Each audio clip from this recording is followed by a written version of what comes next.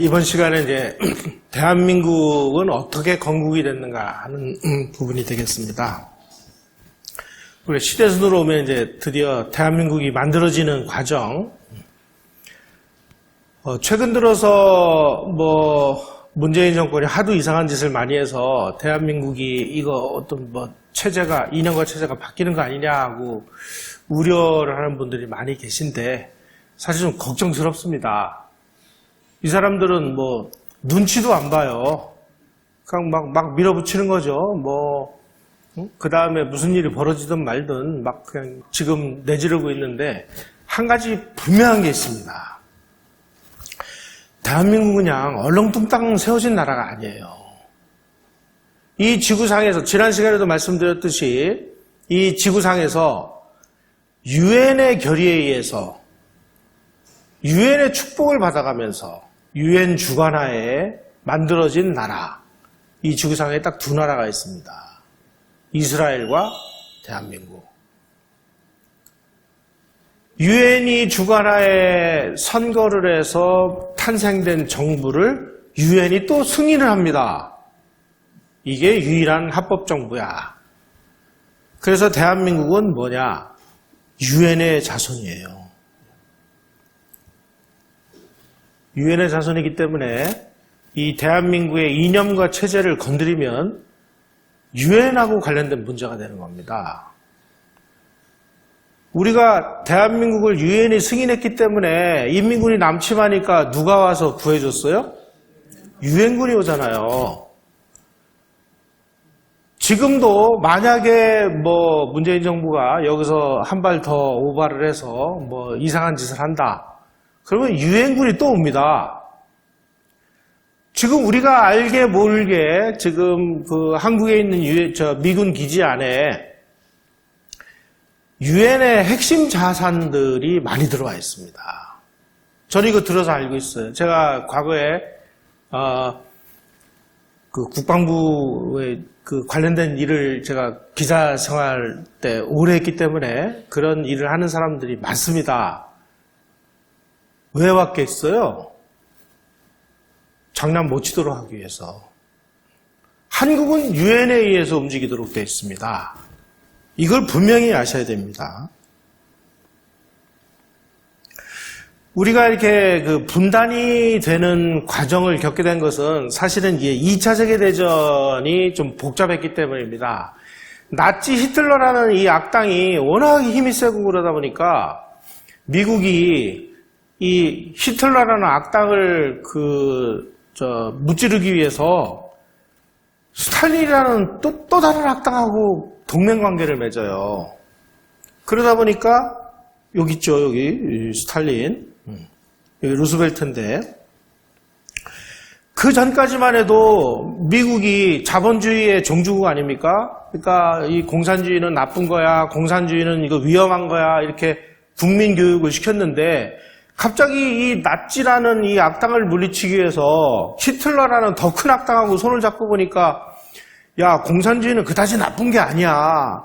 이렇게 캠페인을 벌여야 되는 상황이 됐습니다. 그래가지고 스탈린이 갑자기 타임지 표지 모델로 등장하지를 않나, 각 방송에서는 엉클조 프로그램이라고 그래서 이 스탈린이 이웃집에 사는 조 아저씨 같이 친절한 사람이야 라는 것을 미국 정부가 돈을 들여서 캠페인을 하는 이런 상황이 돼버렸어요. 1945년 2월 달에 이제 얄타에서 회담이 열리는데요. 이때 미국이 계산을 해보니까 지금 이제 이탈리아는 이미 항복을 해서 없어져 버렸고 독일도 조금 있으면 항복할 것 같고 이제 남은 거는 일본밖에 없는데 일본하고 지금 전쟁을 해서 일본을 항복을 시키려면 앞으로도 약 100만 명 내지 180만 명의 미군이 희생이 돼야 되고 그리고 전쟁은 18개월 내지 20개월을 더해야 간신히 일본을 항복시킬 수 있다. 이런 계산이 나왔습니다. 그러다 보니까 스탈린, 너 빨리 이제 히틀러하고 전쟁 끝났으니까 일본을 물리치는데 당신이 좀 도와줘. 근데 이 세상에 공짜가 어디 있어요. 그래 도와줄게. 그 대신 조건이 있어. 그러면서 이야기한 게 외몽고에 대한 지배권을 우리한테 달라.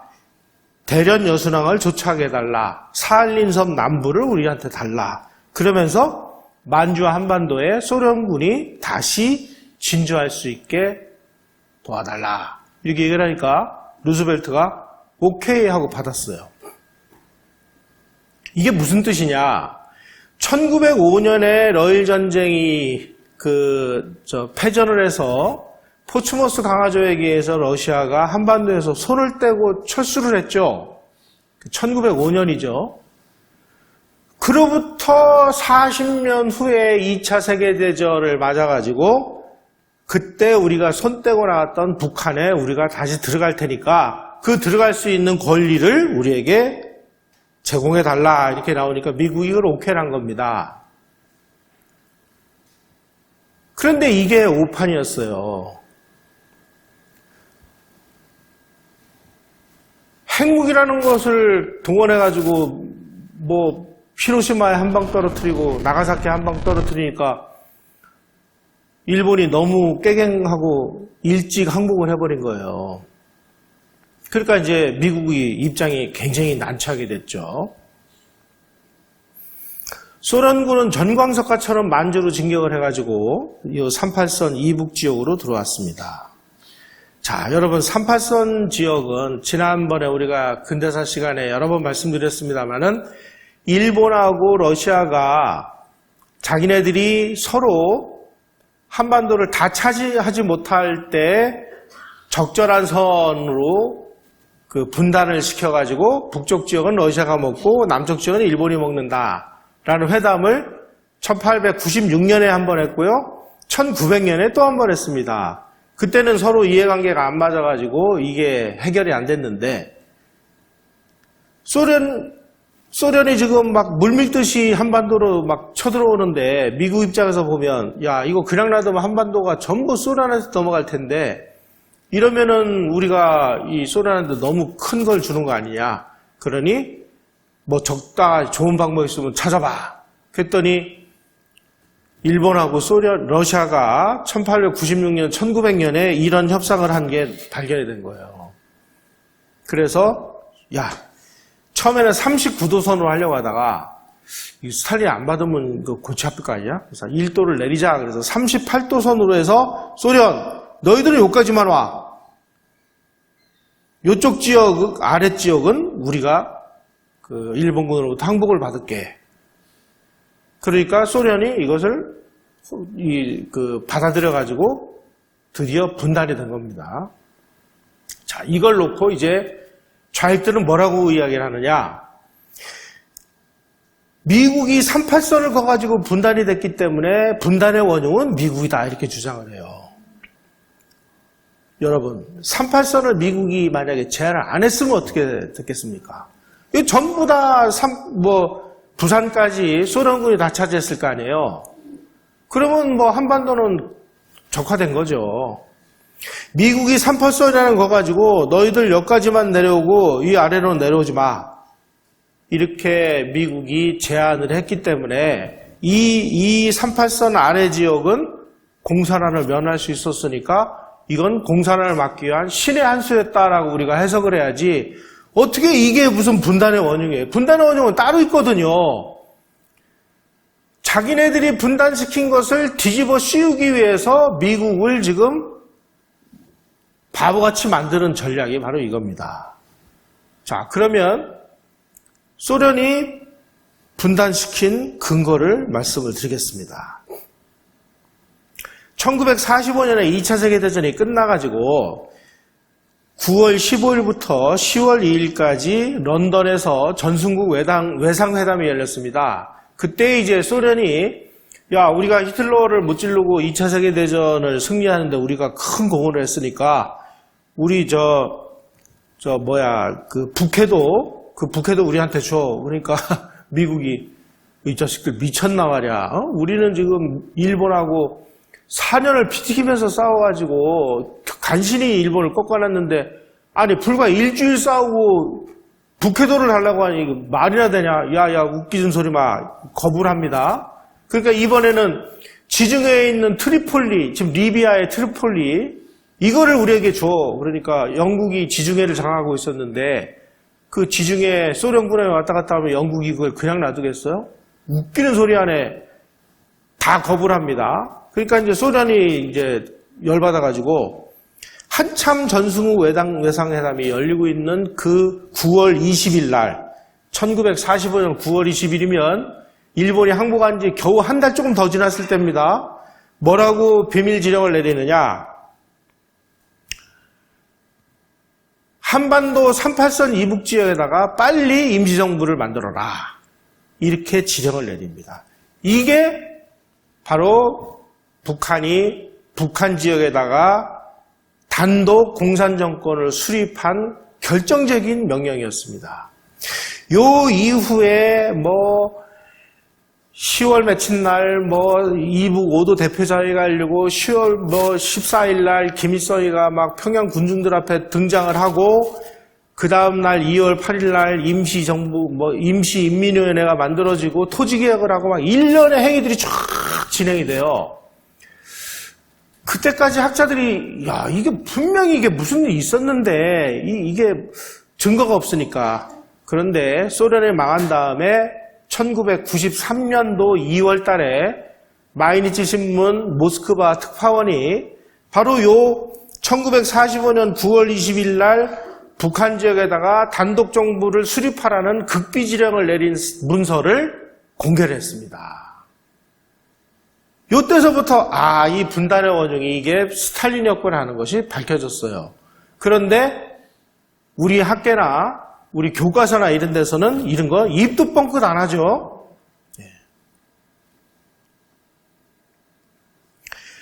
그 당시에 이승만은 이제 일본이 항복했으니까 귀국을 하려고 하는데 이 사람은 지금 그 무국적자입니다. 왜냐하면 그 당시에 대한민국 국적을 가지고 있었는데 대한제국이 없어지고 나서 일본 국적을 취득을 안 했고 아직 지금 남한에는 정부가 수립되어 있지 않다 보니까 이 사람은 국적이 없는 사람이에요. 그 국적이 없는 사람이니까 출국을 하려면 미국 정부의 특별한 배려 내지 허가가 있어야 되는데 허가를 안 내주는 거예요. 쩔쩔매고 있다가 간신히 이제 도움을 받아가지고 2달인가 후에 귀국을 하는데 미 국무부 안에 숨어있던 간첩들을 통해서 이승만이가 귀국을 하려고 한다라는 정보를 입수한 소련군이 이승만이 도착하기 불과 며칠 전에 김일성을 전격적으로 평양의 군중대에서 이 사람이 바로 항일투쟁의 영웅 김일성 장군이다 이렇게 얘기하니까 김일성 장군은 전부 막 백말 타고 수염이 허연 사람으로 알고 있는데 33살짜리 새파란 놈이 나타나니까 야 이거 가짜다 막 이랬다는 거 아니에요? 요 뒤에 소련군이 탁 지켜보고 있는 거 보십시오. 요 사진이 해방 후에 우리가 만세를 불렀다고 하는 사진인데 이 사진을 우리 학자들이 연구한 결과 이거 좀 이상한 사진이다 이렇게 발견했습니다. 한결같이 다 머리를 깎고 있잖아요. 이게 다 죄수들입니다. 죄수들. 네. 자, 이제 조선 총독부가 일본 정부가 항복을 한다는 사실을 알고 지금 그 당시 그 남북한에 일본 사람이 76만 명에서 79만 명 정도가 살고 있었는데 이 사람들이 이제 안전하게 철수를 하려면 어쨌든지 간에 자기네들의 통치권을 누구한테 넘겨야 되잖아요. 그래서 이제 그 우파라고 하는 송진우 선생한테 가서 지금 이제 일본이 항복을 해서 우리가 통치권을 반납을 하려고 하니 당신이 통치권을 이제 인수를 해라 이렇게 얘기하니까 송진우가 거부를 했습니다. 거부를 한 이유가 뭐냐? 첫째, 우리는 지금 임시정부가 중국에 있다. 임시정부가 와가지고 우리가 인수를 받으면 받았지. 내가 임시정부를 놔두고 내가 나서서 이거를 인수할 수는 없다. 두 번째 더 중요한 문제가 있습니다. 내가 만약에 조선 총독부로부터 통치권을 인수를 받으면 나중에 새로 만들어지는 대한민국의 법통일 뿌리를 따지면 조선 총독부가 된다. 그러니 우리는 이거는 용납할 수 없다. 거부를 합니다. 그러니까 조선총독부가 이번에는 누구를 가느냐. 이 좌익 여운형을 찾아가요. 여운형은 통치권을 넘겨준다 그러니까 찬밥, 더운 밥 가릴 게 어딨어요? 덥석 받으면서 그 대신 조건이 있다. 지금 감옥 안에 우리 동지들이 지금 10,000명이 잡혀 있는데 그 10,000명의 동지를 석방을 시켜라. 동지라는 게 뭐예요? 1급 공산주의자들. 우리 용어로 따지면 빨갱이들 10,000명이 감옥에 갇혀 있었습니다. 이거를 석방을 시켜달라. 둘째, 그 당시 전시라 배급 통제라고 있었습니다. 식량 배급권을 우리에게 달라. 넘겨줬어요. 그래서 8월 16일 날 오전 9시에 전국에 있는 형무소에서 풀려난 이 죄수들이 만세를 부르고 있는 사진이 이 사진입니다. 그래서 다 머리를 깎고 있다. 이 10,000명의 공산주의자들이 전부 건국준비위원회, 박헌영의 조선공산당으로 들어가면서 해방구간에서 좌익들이 득세를 하기 시작을 했습니다. 자, 스탈린이 북한에다가 빨리 단독 정부를 수립을 해라 이렇게 명령을 내리니까 막 전광석화처럼 일이 진행이 돼가지고 1946년 2월 8일 날 북한의 임시인민위원회라는 것이 만들어집니다. 그래놓고 뭐라고 주장을 하느냐? 임시인민위원회는 우리의 정부다라고 선언을 해요. 요 동그라미 친 요 부분을 보십시오. 여기에 이제 북한 임시인민위원회 성립, 임시인민위원회는 우리의 정부다라고 선언합니다. 다시 말씀드리면 북한의 단독 공산정부가 수립된 것은 45년 9월 20일 날 스탈린의 지령을 받아서 46년 2월 8일 날 북한 임시인민위원회가 만들어지고 그 임시인민위원회가 정부라고 선언을 했으니까 46년 2월 8일 날 이미 북한 지역에 단독정부가 만들어진 겁니다. 그런데 어떻게 분단의 원흉이 이승만이고 미국이에요. 스탈린과 북한과 김일성이지. 이 간단한 이 역사적 사료만 가지면 얼마든지 증명을 할 수 있는 건데 이런 걸 잘 모르고 아무도 얘기를 안 하니까 다 지금 속고 있는 겁니다. 그 이후로 3월 5일 날 토지개혁을 실시를 하고 7월 1일 날은 중앙은행을 설립을 해요. 그리고 화폐를 단독으로 발행을 해요. 중앙은행을 설립을 하고 화폐를 단독으로 발행한다는 건 뭐냐? 자기네들이 정부를 수립했다는 것을 증명하는 거나 마찬가지입니다. 자, 요 사진이 김일성이가 얼마나 이 북한의 소련의 괴뢰였느냐는 것을 아주 증명해 주는 건데요. 요게 메클레르라고 아주 소련 정치장교입니다. 김일성 담당이에요. 요거는 문일이라고 그래서 이 소위 말하는 이제 조선조 고려인입니다. 통역이에요. 요게 김일성이에요. 여기에 있는 그 훈장이 88 정찰여단에서 게릴라 훈련을 받은 훈장이에요. 이 친구가 입고 있는 이 양복도 없어가지고 여기 있는 이 친구 양복을 빌려줬어요. 그리고 이 친구는 계급이 소련군 대위입니다.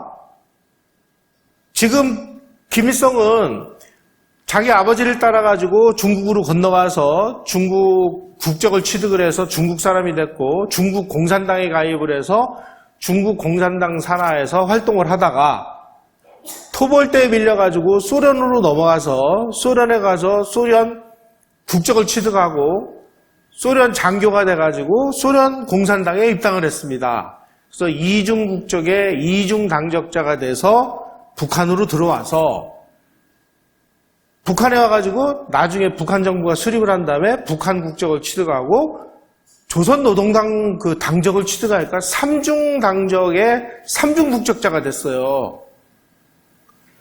1957년도에 그 소련에서 북한으로 간 이 소련파 2세들의 국적 문제가 제기가 됐습니다.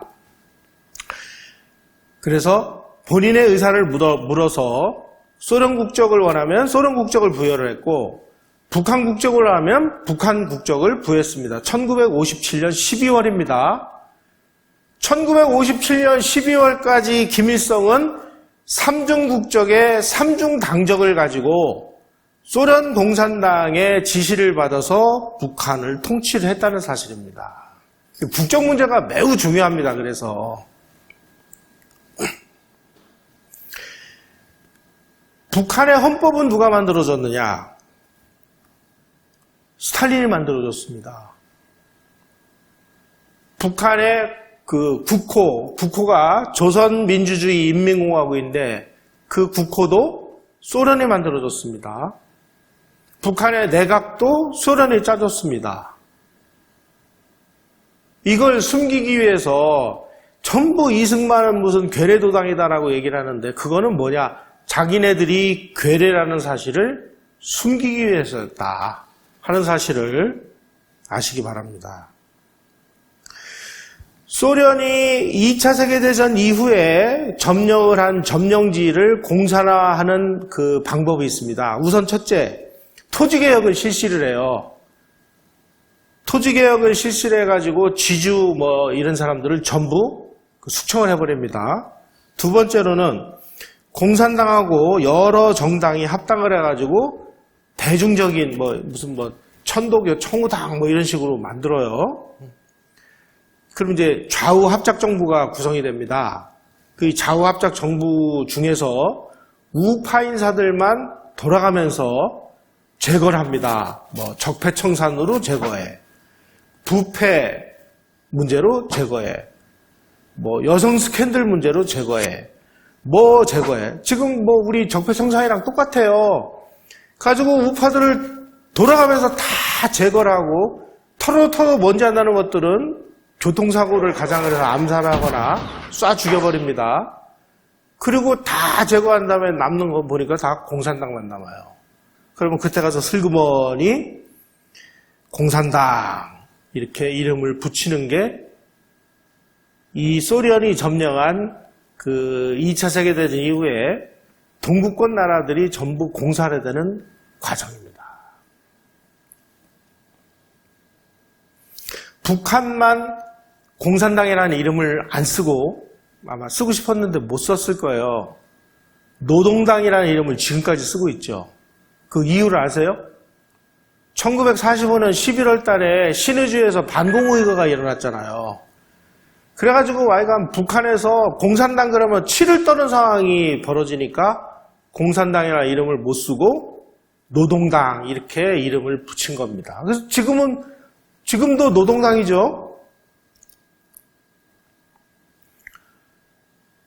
아까 전 시간에 그 항일 얘기를 했습니다. 해방공간에서 이 친일 문제로 이 우파 인사들을 공격하기 시작한 건 누구냐? 공산주의자들입니다. 그런데 이것도 소련이 지령을 내린 거예요.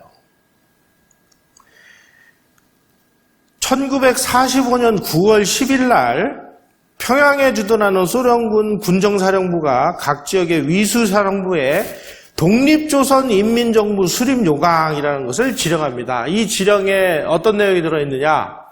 지금 북한에다가 공산주의 정부를 세우려고 하는데 공산주의 정부의 수립에 반대하는 사람들은 전부 친일파로 몰아서 제거하라 라는 내용이 바로 요겁니다. 그 이전까지는 일본이 그 36년 동안 지배하는 과정에서 숨만 쉬어도 학교를 나와도 취직을 해도 다 일본 사람하고 연결이 없을 리가 없죠. 그러니까 누가 누구를 친일파다 아니다 이렇게 이야기할 수 있는 여건이 안 됐습니다.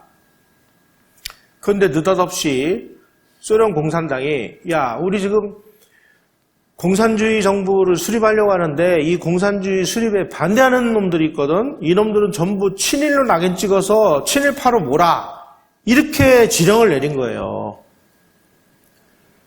북한에서 친일파라 함은 실질적으로 일제시대 때 일본하고 협력을 한 사람을 친일파라고 얘기하는 게 아니고 해방 후에 소련이 공산주의 정부를 세우는 데 있어서 협조하지 않은 자를 친일파로 공격을 한 것입니다.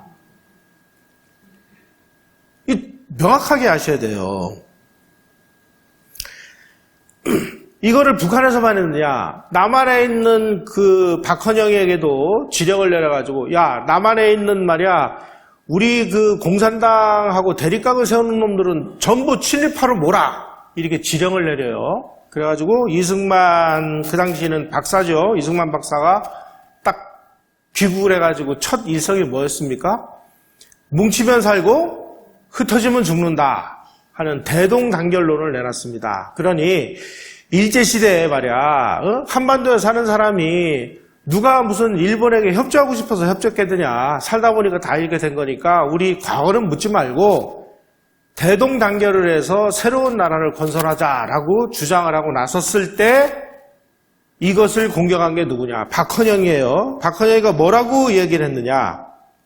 10월 30일, 1945년 10월 30일 날 이승만을 뭐라고 공격하냐. 통일에는 원칙이 있어야 된다. 덮어놓고 한데 뭉칠 수는 없다. 조선에는 아직도 일제 잔재 세력이 남아있다. 7.18을 근절시킨 다음 옥석을 온전하게 가려놓고 순전한 애국자, 진보적 민주주의. 이 친구들은 공산주의라고 안 그럽니다. 항상 그 민주주의라고 얘기를 해요. 그래서 우리는 이 공산주의가 말하는 민주주의하고 구분하기 위해서 앞에다가 자유민주주의 이렇게 얘기를 하죠. 쟤네들은 뭐예요? 인민민주주의죠. 프롤레타리아 독재를 민주주의라고 얘기하는 겁니다. 진보적 민주주의 요소만을 한데 뭉쳐서 통일해야 된다라면서 이승만의 대동단결 노선에 반기를 들고 나옵니다. 무슨 얘기냐? 공산주의에 반대하는 놈들은 다 처치하겠어. 이런 뜻이에요.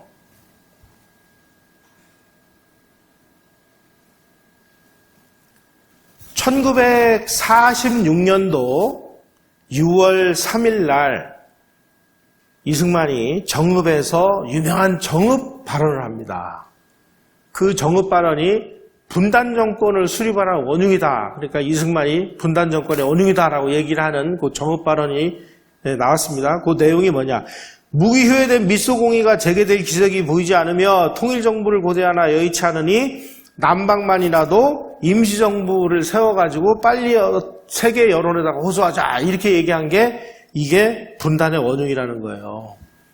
아니 여러분, 제가 아까 말씀드린 1946년 2월 8일 날 임시민민회는 우리의 정부다라고 자기네들이 프레카드까지 걸어놓고 그로부터 4개월 후에 이승만이 이 연설한 거를 이게 분단의 원흉이라고요? 아니 이게 말이나 됩니까 여러분? 하여간 이 공산주의자들은요 거짓말 빼면은 이게 성립이 안 돼요. 요즘에 이 미국에서 제일 그 뜨는 학문이 행동경제학이라는 게 있는데 이 행동경제학의 이론에 의해서 사람이 어떤 거짓말을 여러 번 계속 들으면 사람의 생각이 인지구조가 바뀐다는 사실이 이제 뇌과학에서 밝혀졌습니다. 그러니까 어떤 사람이 똑같은 거짓말을 999번을 반복을 해요. 그러면은 아유 저 자식 저거 또 거짓말하네 그러는데 1000번, 2000번쯤 똑같은 거짓말을 들으면 뇌 인지구조가 야 제가 저렇게 일관되게 얘기하는 걸 보니까 제가 얘기하는 게 사실일 수도 있는 거 아니야? 라고 뇌의 인지구조가 바뀐다는 거예요. 요게 이제 행동경제학에 의해서 밝혀졌습니다. 그런데 이 스탈린이나 레닌이나 모택동이나 이런 이 공산주의, 이 전체주의의 천재들은 그 사실을 이미 오래전에 알고 있었던 거예요. 그래서 같은 거짓말을 끝없이 반복을 하는 겁니다. 그러면은 이제 예를 들면 제주 4.3은 우리는 지금까지 폭동이야 반란이야 이렇게 알고 있었는데 4.3은 민중항쟁이야 계속 떠들면 야 저거 민중항쟁일 수도 있는 거 아니야? 지금 이렇게 변해간다는 거예요. 그게 바로 이 공산당들이 거짓말을 하는 이유입니다. 그리고 어차피 거짓말을 할 거 큰 거짓말을 해야 돼. 내가 만주에서 중국을 위해서 투쟁한 게 아니고 내가 백두산 밀영에서 조국의 통일과 독립을 위해서 싸웠어. 그래서 백두산통이야 라고 주장을 하면 그 문재인도 북한 가가지고 백두산 올라가서 김정은이하고 손잡고 사진도 찍잖아요. 야, 그 김일성이가 만주가 아니라 백두산에서 투쟁했대. 이렇게 인지구조가 바뀌는 거예요. 다시 말씀드리면 이승만을 정읍 발언을 그렇게 공격하는 이유는 뭐냐? 자기네들이 이미 임시정부를 다 만들어 놓은 것을 속이고 감추고 그 모든 죄를 이승만에게 뒤집어 씌워서 자기네들이 공경으로부터 벗어나는 그 전략이라는 겁니다, 이게. 근데 그 당시 미국은 지금 뭐 세상이 어떻게 돌아가는지 모르고 뭐 소련이 이제 자기네들의 동맹국이었기 때문에 소련을 막 이제 뭐 나쁘다고 욕하지도 않고 그러니까 야, 이거 나만 보니까 지금 뭐 공산주의자들이 장난이 아닌데 야, 좌우합작을 해, 좌우합작을. 그래가지고 이승만 이런 사람은 좀 뭐 왕따를 시키고 이 좌익의 여운형 김규식 이런 이 소위 말하는 이제 개량주의자들을 앞세워가지고 좌우합작을 하려고 했습니다. 그런데 바로 이 시기에 이 지구상에서 좌우합작을 하면 그 종착역이 공산화다라는 사실을 깨달은 유일한 사람이 누구냐? 이승만이었습니다. 이승만은 아니 지금 소련이 말이야 지금 유고슬라비아, 체코슬로바키아, 헝가리, 루마니아, 불가리아 이것들 다 공산화하는 수법을 보니까 전부 좌우합작을 한 다음에 좌우합작을 한 것 중에 우익 인사들 다 제거하고 전부 빨갱이들만 남으니까 공산당 이렇게 간판 뒤집는 거를 다 봤거든요. 그러니까 미국에 있는 당국자들한테 야 이거 니네들 좌우합작은 이거는 공산화야 이 바보들아 라고 얘기를 해도 미국은 그 얘기를 못하는 거예요. 왜냐하면 소련의 동맹국이었기 때문에 야 안 되겠다. 내가 직접 미국으로 가서 미국에 있는 이 미국 조야에 있는 사람들을 내가 설득을 해야 되겠다. 그래가지고 이승만이 1946년에 12월 7일 날 메가더 장군의 도움을 받아가지고 메가더 장군의 비행기를 타고 워싱턴으로 갑니다. 여러분 지금 이 메가더하고 이승만이 이렇게 팔짱을 끼고 있는 이 모습을 보시듯이 이승만하고 메가더는 정말 오래전부터 친구였습니다. 메가더가 소령 시절에 메가더의 장인이 그 이승만이 만든 그 한미협회 이런 거 있었는데 거기 회원으로서 이승만을 후원하던 사람이에요. 소령시에서부터 친구야, 두 사람이. 자, 그래서 미국으로 가서 연구를 한 다음에 미 국무부에다가 이 6가지 그 건의서를 제출하는데 그 건의서의 두 번째 내용이 뭐냐? 남한에다가 빨리 과도정부를 수립을 해서 그 과도정부를 국제연합에 가입을 시켜라. 한국 문제를 유엔으로 가져가라. 그래서 유엔이 주관하에 유엔의 이름으로 국가를 수립을 해라라고 하는 이 큰 그림을 역사상 처음으로 안을 내놓은 사람이 누구냐? 이게 이승만이라는 겁니다. 바로 이 무렵에 이승만이 지금 미국에서 이런 활동을 하고 있을 때 미국의 이 세계 전략에 아주 큰 변화가 일어났습니다.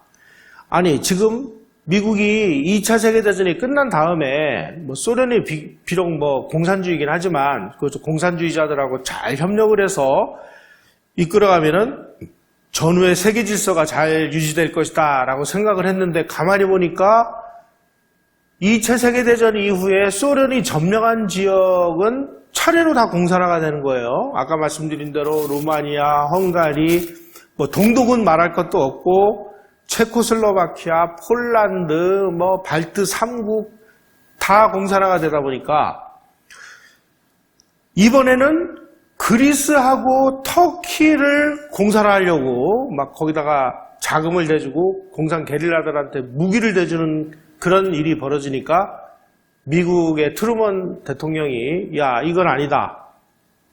너희들 지금부터 단 한 발이라도 더 공산주의를 확산하는 일이 벌어지면 그때 우리가 가서 봉쇄를 해버리겠다. 그게 1947년 3월에 나온 트루먼 독트린이라는 것입니다.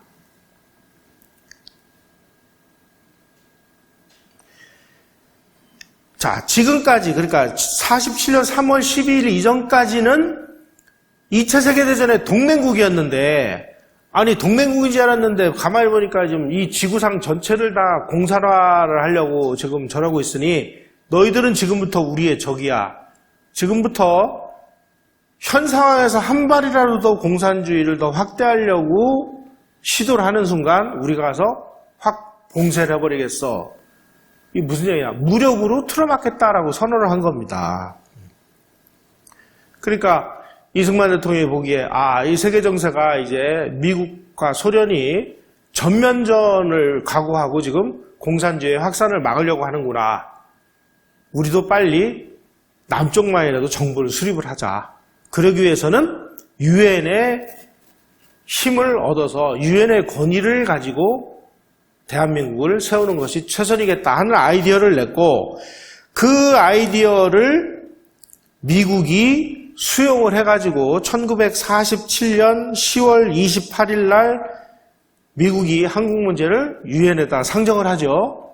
그래서 47년 11월 14일 날 유엔 총회 본회의에서 유엔 감시하에 남북한 총선거를 하는데 인구 비례에 의해서 총선거를 실시를 하겠다. 이렇게 그 총선거를 결의하게 됩니다. 그래서 그 결의안에 의해서 1949년 1월 달에 유엔 한국임시위원단이 한국에 파견이 돼서 유엔 감시하에 남한 지역에서 선거가 잘 될 수 있을 것인지를 조사한 결과 남한 지역은 오케이. 이 정도면 충분히 선거할 수 있어. 그 다음에 북한 지역으로 올라가려고 하니까 누가 거부를 했어요? 소련이 거부를 합니다. 1949년 1월 달에 유엔 한국임시위원단이 북한 지역으로 가서 북한도 유엔의 감시하에 선거를 할 수 있는 상황인지 아닌지를 조사하러 올라가려고 했는데 소련이 못 들어오도록 봉쇄를 합니다. 그러니까 유엔 한국임시위원단이 지금 소련이 지금 봉쇄를 해서 우리가 북한 지역을 못 들어갔는데 유엔 본부에서 우리가 어떻게 좋은지 훈령을 내려달라. 그래서 유엔이 다시 결의를 해서 그러면 유엔의 감시가 가능한 지역만에서라도 선거를 실시를 해라. 라고 유엔의 결의에 의해서 5월 10일 날 재헌의원 선거가 이루어진 것입니다. 그런데 무슨 이승만이 분단의 원흉이고 뭐가 분단의 원흉이에요? 분단의 원흉은 소련이고 스탈린이고 김일성이지. 우리가 통일정부를 수립할 수 있는 마지막 기회가 사실은 유엔 한국임시위원단이었습니다. 그 임시인민위원단이 북한으로 들어가려고 하는 것을 못 들어가도록 막은 것은 소련이었으니까 분단의 원흉은 누구냐? 그러면 소련이다. 이게 역사적인 사실이라는 거예요.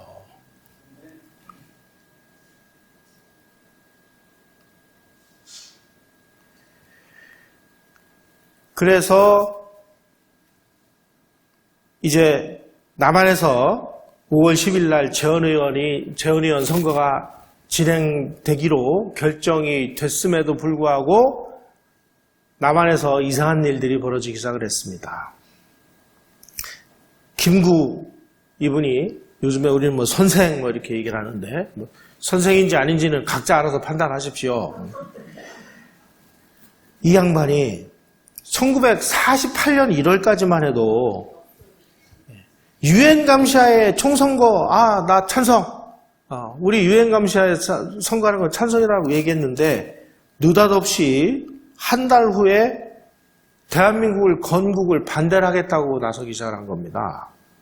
그래가지고 2월 요날 아주 유명한 연설합니다. 이게 한 시절 교과서에까지 실렸던 내용이에요. 통일조국을 건설하려다가 38선을 베고 쓰러질지언정 일신의 구차한 안위를 취해서 단독정부를 세우는데 협조하지 않겠다. 그러니까 유엔 감시하에 총선거는 반대하겠다라고 선언을 한 겁니다.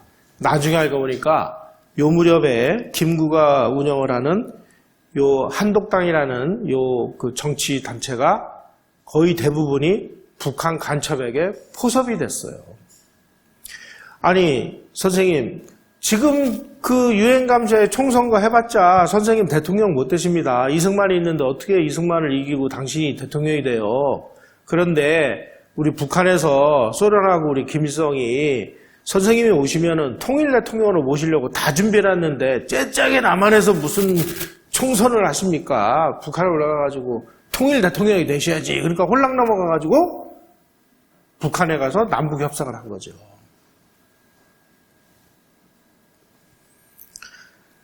북한의 노동신문이 1997년 5월 26일 날 아주 대문짝만하게 썼습니다. 뭐라고 했느냐? 그 당시에 성시백이라는 간첩은 보통 간첩하고는 다릅니다. 김일성이가 직접 난파를 시켰어요. 막대한 자금을 줬습니다. 그래가지고 이 사람이 자금을 가지고 와서 남한에서 뭘 했느냐? 신문사를 11개를 샀어요. 그래가지고 신문사 사주가 돼요. 그래가지고 재헌국회의원에 나가려고 하는 후보들 중에서 좌익 계열 사람들에게 돈을 대줘가지고 이 사람들을 당선시켜서 국회에다가 집어넣습니다. 국회에서 미군 철수 결의안이라고 하는 국회 프락치 사건을 일으키다가 들통이 나죠. 그 간첩 성시백이를 통해서 김구를 포섭 공작을 했는데 노동신문에서 뭐라고 성시백에 대해서 보도를 했느냐. 성시백 동지는 4월 남북연석회의 성과적으로 보좌하기 위하여 위대한 수령님의 높으신 권위를 가지고 극단한 반동분자 김구 선생을 돌려세우는 사업체에도 큰 힘을 넣었다. 이 친구가 국회 프락치 사건으로 추적을 당하다가 1950년 5월 15일 날 체포가 됐습니다. 그래가지고 한참 수사가 진행이 됐어요. 근데 6월 25일 날 6.25 남침이 일어났어요. 6월 27일 날, 그러니까 서울이 함락되기 불과 몇 시간 전에 한강 백사장으로 끌어내가지고 총살을 하는 바람에 성시백이가 남한에 어떤 공작을 어떻게 했는지가 다 밝혀지지도 않은 채 그냥 역사에 묻혀지고 말았습니다. 우리가 유추해서 볼 수 있는 게 뭐냐? 지금 북한의 혁명 열사릉에 가면 성시백 동지 남조선 혁명가 그래가지고 가묘를 만들어 놨다. 얼마나 열심히 김구 선생을 겉설먹었으면 혁명 열사릉에까지 갔을까? 하여간 이 김구라는 사람은 그냥 끝없이 통일정부를 구성해야 된다고 하는데, 아니 지금 미국의 전략이 지금 소련에 대한 봉사 전략으로 가고 유엔의 결의에 의해서 유엔의 주관하에 대한민국 정부를 빨리 구성을 해라라고 국제적으로 움직이고 있는데 통일정부를 구성하겠다고 그러니 이 통일정부가 말처럼 되냐 말이죠. 김구가 주장하는 남북 통일정부 수립을 할 수 있는 방법은 딱 한 가지였습니다. 우익에 있는 모든 진영들이 다 투항을 해가지고 공산통일정부가 수립될 수 있는 길은 있었어요. 이 사람은 지금 그걸 원했던 걸까요? 김구는 끝없이 좌우합작을 시도를 했습니다. 근데 좌우합작은 종착역이 공산화라는 길을 뻔히 알고 있는데 김구만 몰랐던 걸까요?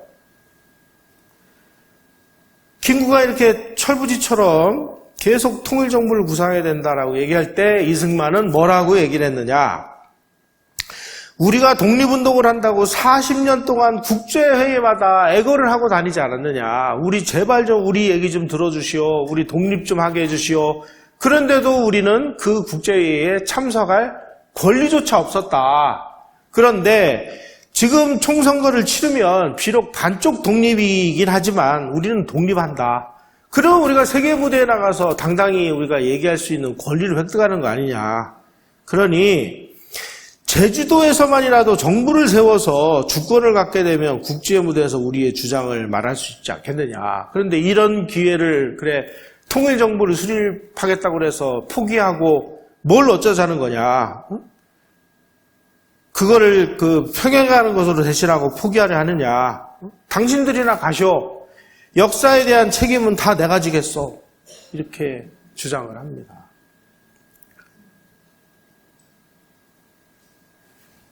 김구라는 사람은 다시 말씀드리면 아까 말씀드렸듯이 그 소련하고 북한이 가머니설에 속아넘어가지고 당신이 북한에 와서 남북협상을 해가지고 통일정부를 수립을 하고 그 통일정부의 대통령은 당신이 하도록 우리가 만들어주겠다 하는 그 멍청한 그 생각에 휩쓸려 넘어가가지고 그 생각을 결국은 버리지 못해가지고 계속 대한민국 건국에 반대 활동을 했던 것입니다.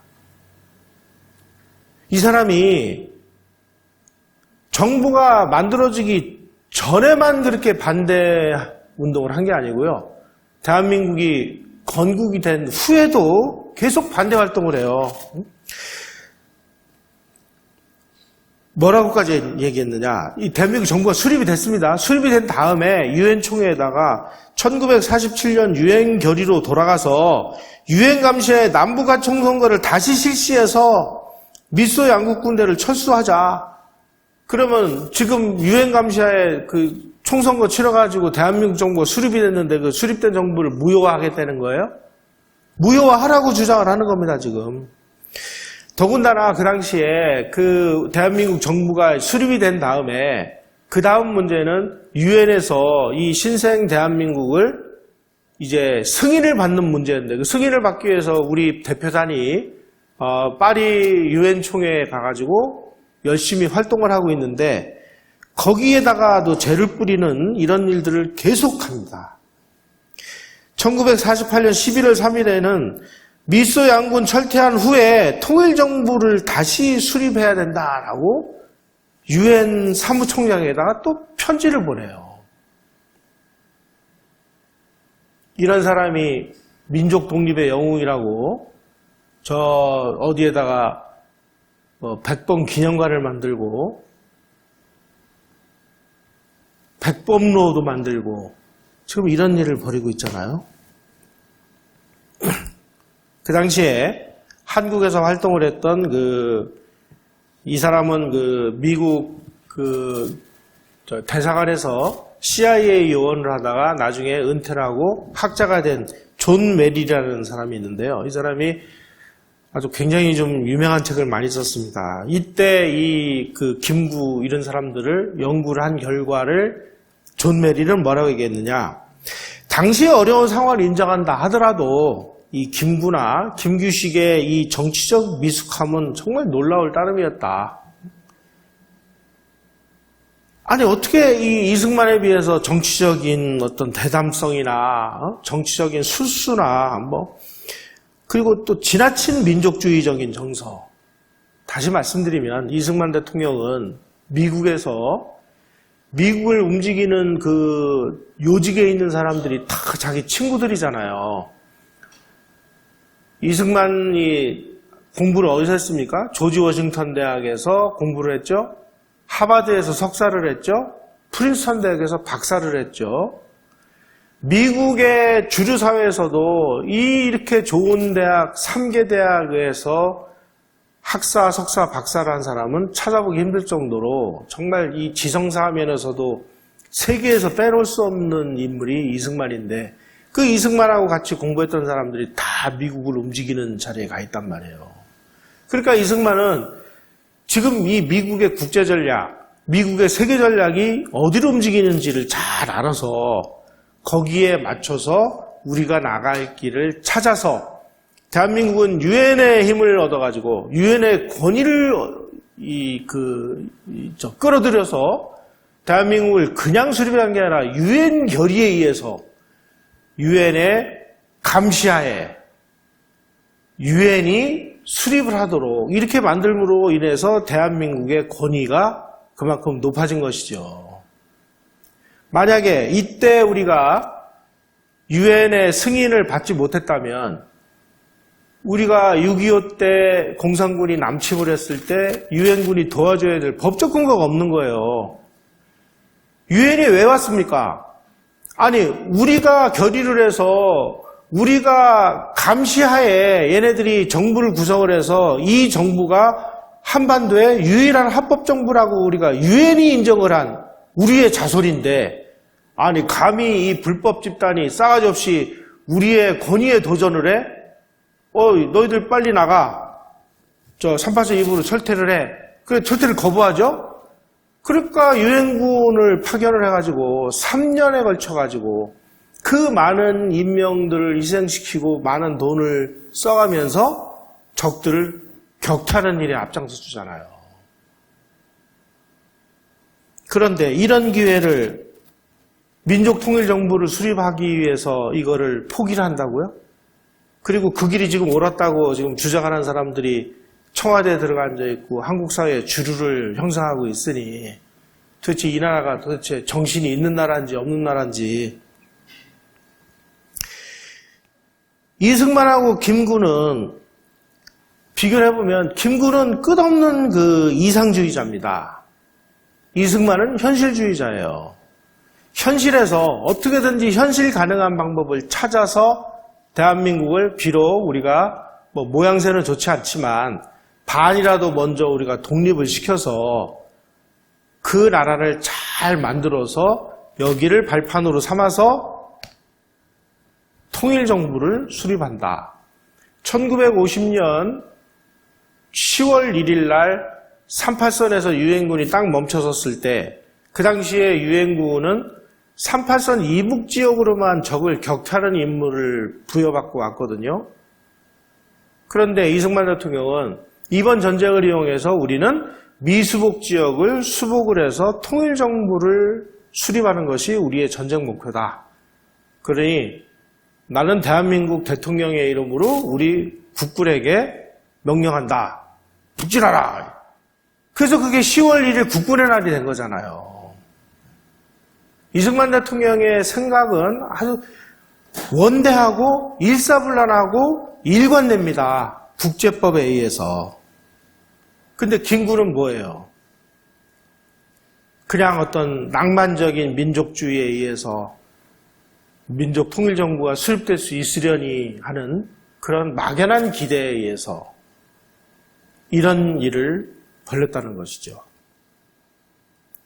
자, 우리가 이승만 대통령 시절을 이렇게 학문적으로 들여다보지 않고 이승만 시절, 요즘에 학교에서 그 학생들에게 물어보면 이승만은 독재자, 4.19에서 타도된 나쁜 사람, 이렇게만 이야기를 하고 있습니다. 그렇게 얘기하면 또 부모님들이 이승만은 독재를 했으니까 4.19에서 쫓겨났으니까 맞는 거 아니야? 이렇게 얘기를 하는데, 여러분, 민주주의라는 건요, 아무 곳에서나 아무렇게나 이루어지는 것이 아닙니다. 미국의 그 민주주의의 최고 전문가라는 사람이 로버트 달이라는 사람이 있습니다. 미국의 정치학자 중에.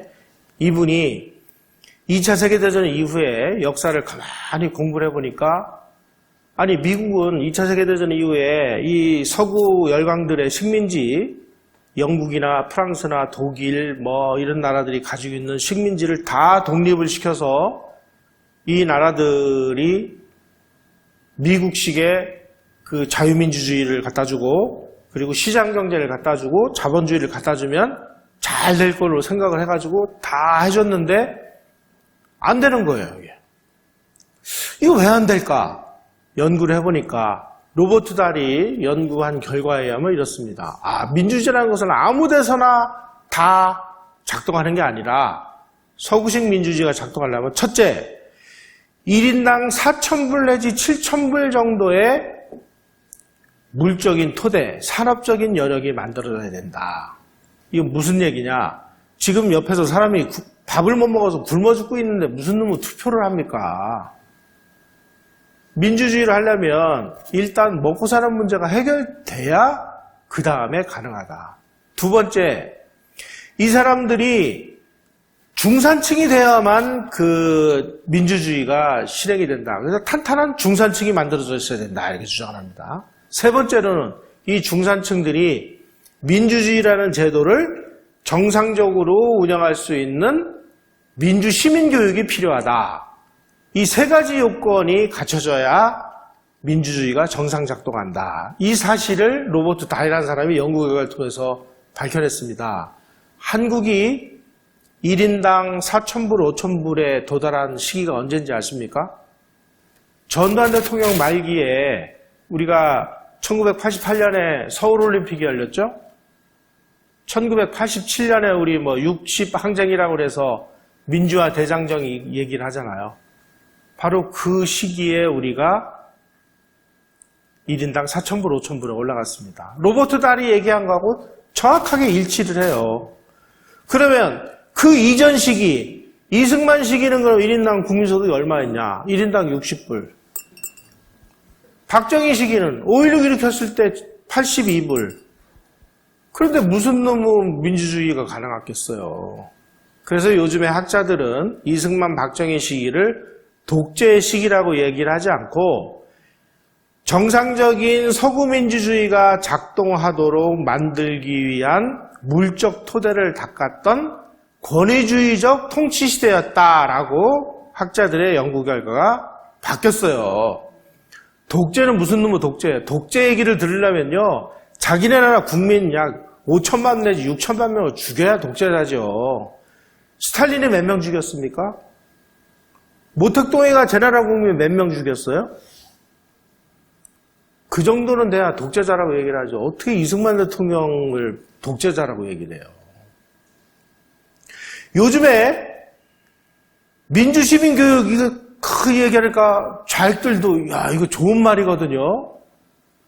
좌익들이 생각하는 민주시민교육하고 우리가 주장하는 민주시민교육은 다른 겁니다. 민주시민교육이 필요하다. 그러니까 맞아. 민주시민교육이 필요해. 그런데 그러면은 뭘 가르치는 게 민주시민교육입니까? 라고 물어보면 아무도 몰라요. 그래서 미국의 이 교육학 분야의 석학이 로버트 프리만 버츠라는 분이 요러요러한 걸 가르치는 것이 민주시민교육이야 라고 정의를 내려놨습니다. 첫째, 그 나라 건국의 역사와 이념을 제대로 가르쳐야 된다. 둘째, 헌법의 정체성과 법치를 제대로 가르쳐야 된다. 셋째, 시민으로서 권리와 함께 의무를 가르쳐야 된다. 이 세 가지를 얘기를 해놨습니다. 지금 우리 학교에서는 제가 지금 말씀드린 이 민주시민교육의 180도 반대를 지금 가르치고 있습니다. 다시 말씀드리면 지금 우리나라에서 민주시민교육은 정상적인 민주시민교육을 180도로 뒤집어 엎은 대한민국의 건국의 역사 이념을 엉터리로 가르치고 있고 헌법의 정체성 따위는 필요 없이 촛불혁명으로 언제든지 뒤집어 엎으라고 가르치고 있고 시민으로서 의무는 안 가르치고 권리만 지금 가르치고 있습니다. 오늘날 대한민국이 어려진 이유는 바로 이 민주시민교육을 180도로 뒤집어서 가르치는 여기에 있다.